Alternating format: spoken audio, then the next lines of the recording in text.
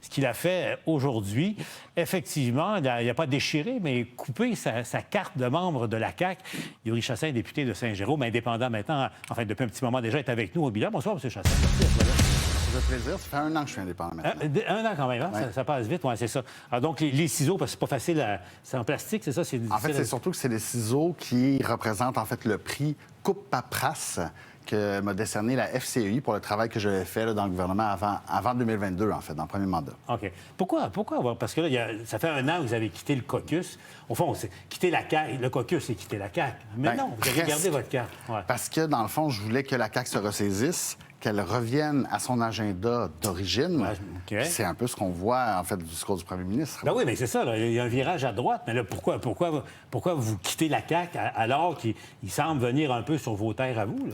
Bien, alors, évidemment, 1 an plus tard, ça me fait plaisir d'avoir la validation, de dire, je l'avais dit, mais évidemment, je suis un peu déçu du délai, 1, et 2, de la crédibilité aussi de ce discours-là.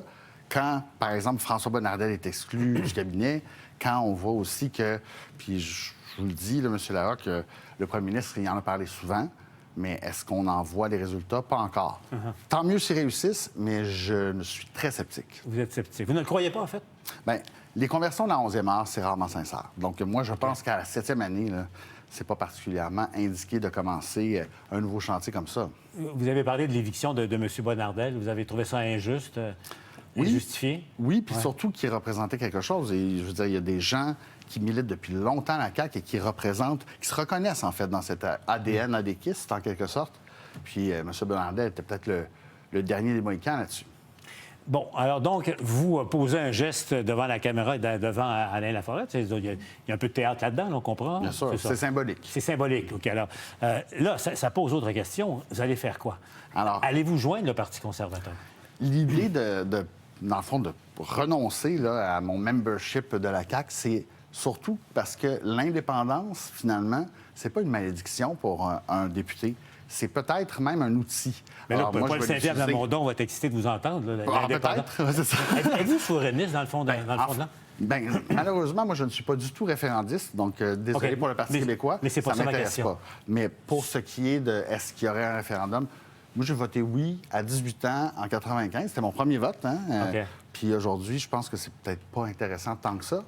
Moi, c'est mon opinion. Voteriez-vous oui aujourd'hui? Bien, savez-vous, S'il y en avait un, là? je suis économiste. Moi, ce que je veux, c'est que peu importe les circonstances du Québec, là, qu'on soit plus riche que le reste du Canada, ça serait un beau défi. Après ça, qu'on reste dans la Constitution canadienne ou qu'on devienne indépendant, on va bien s'en tirer si on est solide et prospère. OK. Bon, M. Chassaing, je vous pose la question. Vous avez quitté le caucus de la CAQ il y a 1 an. Maintenant, vous coupez avec le parti. Et là, il reste 1 an et 1 mois avant les élections. Exact. Vous êtes député de Saint-Jérôme. Vous avez été élu comme député caquiste. Vous n'êtes plus caquiste. Je repose ma question. Allez-vous joindre le Parti conservateur d'Éric Duhem? Alors, moi, c'est ça mon point. Si j'ai, avec l'indépendance d'un député là, qui n'a pas de ligne de parti, la possibilité de scruter ce que disent tous les partis, puis d'avoir un peu ce rôle-là de m'assurer qu'on respecte l'intelligence des Québécois, qu'on dise la vérité, bien, moi, ça, c'est quelque chose qui m'intéresse. Est-ce qu'on va parler des services publics qui sont en crise? Si je rejoins un parti, bien, dans le fond, je me réimpose une ligne. Est-ce que c'est vraiment intéressant? Moi, je pense que pour l'instant, c'est vraiment beaucoup plus productif d'être indépendant puis d'avoir toute l'authenticité et l'honnêteté que les gens me connaissent. Mais pour l'instant, c'est non. Vous n'allez pas rejoindre les conservateurs. Mais est-ce qu'il y a une chance que vous rejoigniez les conservateurs d'ici les élections? Bien, j'ai pas d'intérêt à ça parce que, puis là, pensons-y comme ça, mais c'est comme s'il fallait absolument avoir une famille. Moi, ce que je veux, c'est pas tant avoir une famille politique, c'est de faire avancer des idées, de faire avancer une réflexion. Là-dessus, je pense que l'indépendance me sert bien. Donc, réglons la question une fois pour toutes. C'est non, une fois pour toutes? C'est non, et pour tous les partis, en fait. OK. Donc, jamais vous allez joindre les conservateurs? Non. Pour ce mandat-ci. Voilà. Allez-vous être candidat à la prochaine élection? Alors, évidemment, je me fais pas d'illusions, M. Larocque. Si je suis indépendant puis je me présente comme indépendant, je ne serai pas élu. Donc, est-ce qu'il pourrait y avoir là, des circonstances imprévisibles? Peut-être. C'est un métier que j'aime beaucoup.